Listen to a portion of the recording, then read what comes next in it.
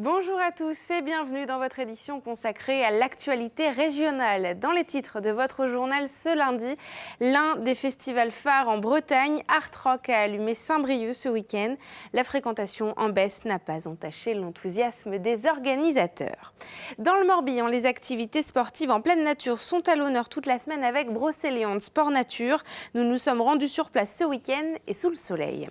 Et puis rencontre dans un instant avec Jean-Loup Chrétien, le premier astronaute français à avoir été dans l'espace, est aussi un organiste. Il était en représentation ce samedi près de Morlaix.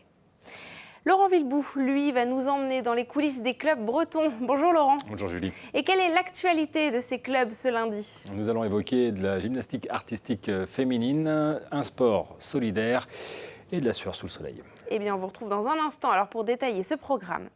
Voilà pour les principaux titres de cette édition. Tout de suite, votre JT breton du lundi 21 mai 2018. Et pour ouvrir cette édition, nous allons à Saint-Brieuc où s'est déroulé ce week-end l'un des plus gros festivals de la saison en Bretagne. La 35e édition du festival Art Rock a vu pour la deuxième année consécutive une baisse du nombre de festivaliers. Pourtant, les organisateurs se disent satisfaits. Les dernières semaines avaient été difficiles suite à un conflit entre l'équipe dirigeante et le fondateur. Mathilde Kemener dans les Côtes-d'Armor.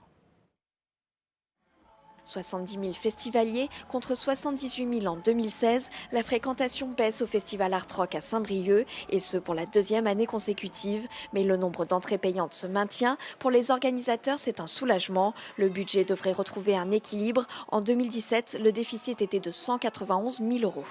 Nous n'avions pas de spectacle de rue comme l'an dernier ça draine environ 15 000 personnes. Donc là, effectivement, la comparaison est difficile. Ce que je voudrais ajouter aussi, c'est qu'au-delà du public qui était effectivement très présent, le nombre d'entreprises partenaires a lui également augmenté de façon assez conséquente, permettant aussi peut-être de réfléchir autrement à l'économie du festival. Ils en sont plutôt particulièrement ravis. Une des particularités du festival, c'est sa pluridisciplinarité. Il y avait des spectacles de danse, des expositions et bien sûr des concerts, avec cette année Catherine Ringer, Camille ou encore Orelsan. J'ai préféré l'année dernière, moi. Par rapport au groupe, je sais que l'année dernière, il y avait Black Angels, qu'est-ce qu'il y avait d'autre C'était peut-être un petit peu plus rock.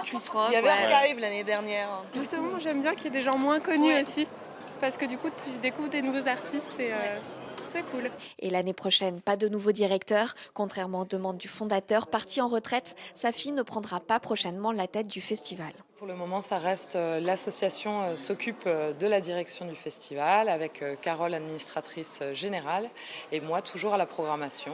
Exactement la même équipe, on reste soudés. Pour l'instant, ni le thème ni aucun nom d'artiste n'a été dévoilé. Le prochain rendez-vous sera le 7, 8 et 9 juin à Saint-Brieuc.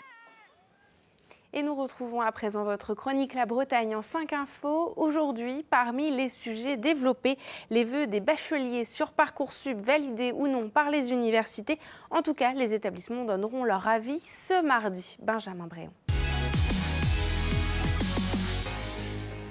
C'est ce mardi à 18h que va tomber le premier verdict pour lesquels 35 000 candidats bretons au baccalauréat.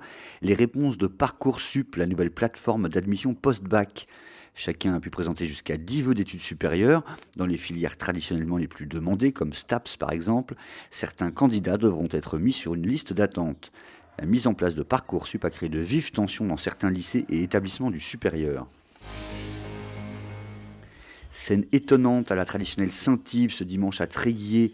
Au cœur de la procession, un petit groupe de personnes portant des banderoles pour le moins décalées, dénonçant pêle-mêle les gouvernements, la CIA, les francs-maçons ou encore la racaille, entre guillemets. Ils ont été priés de quitter le cortège, ce qu'ils ont fait sans résistance, mais sous l'œil des gendarmes. Plusieurs milliers de personnes, croyantes ou non, ont une nouvelle fois participé à la manifestation. La pêche recrute. Rien qu'en Bretagne, la profession estime à au moins 500 d'ici 5 ans le nombre de marins nécessaires pour renouveler la profession. Certes, une formation est obligatoire et le métier est dur, mais il paye bien 2 500 à 3 000 € par mois en moyenne pour un matelot. Il a également une autre qualité, il n'est évidemment pas délocalisable. Énorme succès une nouvelle fois pour le Petit Tour de France ce lundi matin à Morlaix. Plus de 1500 enfants de 3 à 11 ans ont participé à l'événement, devant des milliers de spectateurs évidemment attendris. Rendez-vous l'an prochain pour la 65e édition.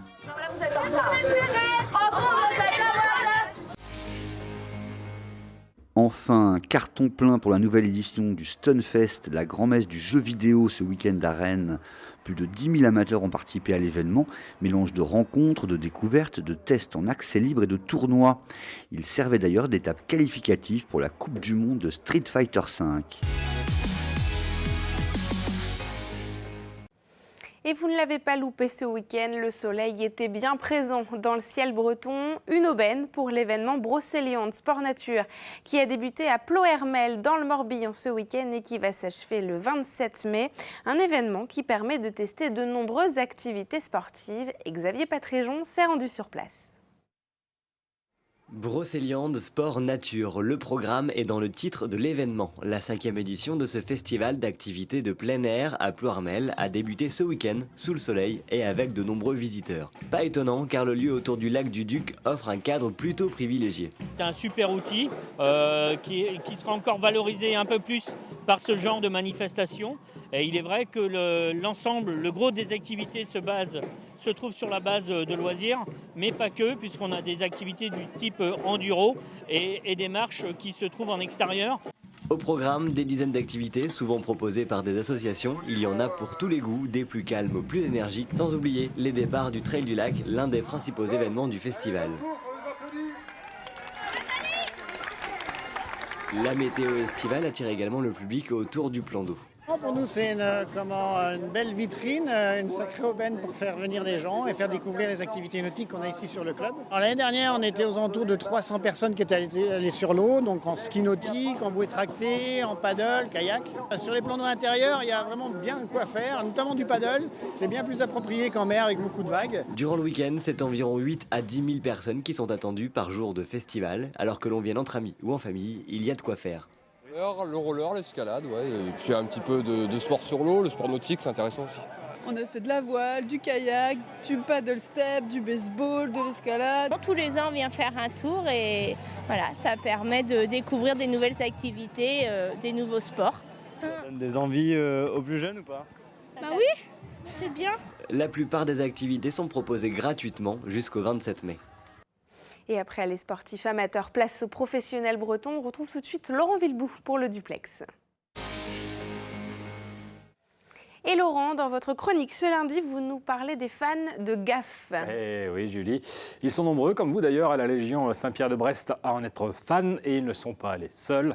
La Légion a organisé ce week-end la finale régionale de la Fédérale A de gymnastique artistique féminine. Par équipe, 102 équipes, 42 clubs bretons, ça fait du monde. Beaucoup de jeunes gymnastes, avec ici des petites structures qui côtoyaient les grands clubs de la région. 4 titres de champion de Bretagne ont été décernés chez les 10 ans et plus, succès de Banalec. Et puis entre 10 et 13 ans, c'est Liffré qui s'impose devant Briec et Pleumeur. Enfin, on note la victoire de Lecousse chez les 12-15 ans, de Redon également chez les 14 ans et plus. Une autre manifestation ce week-end, Laurent, et c'est un élan solidaire dont vous allez nous parler. Oui, rendez-vous dans l'émission Ça valait le détour de cette semaine, d'ailleurs pour revivre avec Clara Gestin et Michel Autrey cette 7e édition du défi GENA, manifestation au profit de la lutte contre la mucoviscidose. 1450 personnes sur l'île Tudy hier et 17 000 € collectés qui seront reversés à l'association Gaëtan Salin pour la recherche donc sur la mucoviscidose. Et vous nous parlez d'une autre manifestation qui s'est déroulée ce week-end. Laurent, c'est le 20e anniversaire du trail de Guerlédan. Oui, il paraît même que c'est le bel âge. 20e édition marquée par des conditions paradoxalement difficiles avec la chaleur et le soleil. Il fallait bien s'hydrater pour arriver au bout des 63 km du parcours dénivelé d'un des plus beaux trails de Bretagne. Et c'est ce qu'a fait parfaitement d'ailleurs le vainqueur Nicolas Duhail en 5h11, les 63 km, je le rappelle. La gagnante, Camille Mounier, bravo à elle, 6h49 pour boucler le parcours. Oui, de belles performances. Vous continuez à nous parler sport ce soir sur TBO et TB Sud. Laurent, vous recevez qui dans votre émission Multisport ? Nous recevons le Trophée Centre Morbihan qui sera représenté sur ce plateau par Étienne Kenyard, son responsable de la communication, et Hugues Géano, son secrétaire général. Et une émission que vous retrouvez à 19h15 et à 23h15 sur TBO et TB Sud. Merci beaucoup Laurent, en tout cas pour toutes ces belles images et toutes ces informations. On quitte le sport et on va près des étoiles avec ce spectacle astral présenté à Saint-Martin-des-Champs ce samedi soir. C'est dans le Finistère. Le spationaute breton Jean-Loup Chrétien a présenté sur scène ses deux passions, l'espace évidemment, mais plus original, il est aussi un fan d'orgue. Une performance étonnante et très rare dans la région. Et Frédéric Lorenzo en a profité pour le rencontrer. Il est plus connu pour ses séjours dans l'espace que pour son amour de la musique. Le spationaute Jean-Loup Chrétien joue pourtant de l'orgue depuis plusieurs décennies. Les avions me fascinaient quand j'étais tout jeune et l'orgue me fascinait aussi. Et puis l'orgue s'est éloigné très vite. Très jeune, j'ai pu commencer à voler, puis je rêvais toujours d'orgue. Et j'ai pu rencontrer Pierre Bardon, titulaire de l'orgue historique de la basilique Saint-Maximin en Provence, qui a accepté de me donner mes premières leçons. Invité du festival Adlib, l'ancien spationaute partage la scène de ce concert-conférence avec ce passionné d'orgue, expert pour une célèbre marque américaine en France. On a des sons comme ça, comme un célestat. L'imaginaire humain fait que l'orgue vraiment incarne, je trouve, très bien l'espace. Il y a une quatrième dimension avec justement ces sonorités. Pendant une heure, le public embarque sur différents vols intersidérales. Des images de la NASA sont à couper le souffle.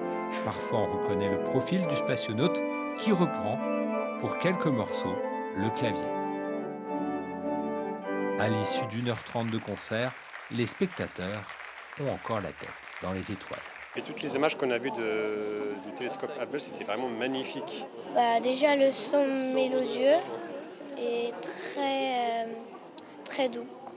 À 80 ans, Jean-Loup Chrétien est inscrit au Conservatoire de Brest. Sa formation d'organiste se poursuit entre la Bretagne et Houston, aux États-Unis, où il vit une partie de l'année. Et c'est la fin de cette édition. Vous retrouvez évidemment tous nos reportages sur les sites internet de TBO et TB Sud. Il y a aussi tous nos magazines à revoir en replay. Vous pouvez aussi nous suivre sur les réseaux sociaux, Facebook et Twitter. Nous, on se retrouve demain à 19h pour un nouveau journal des rédactions de TBO, TB Sud et du Télégramme. Je vous souhaite une très belle soirée sur nos antennes. À demain.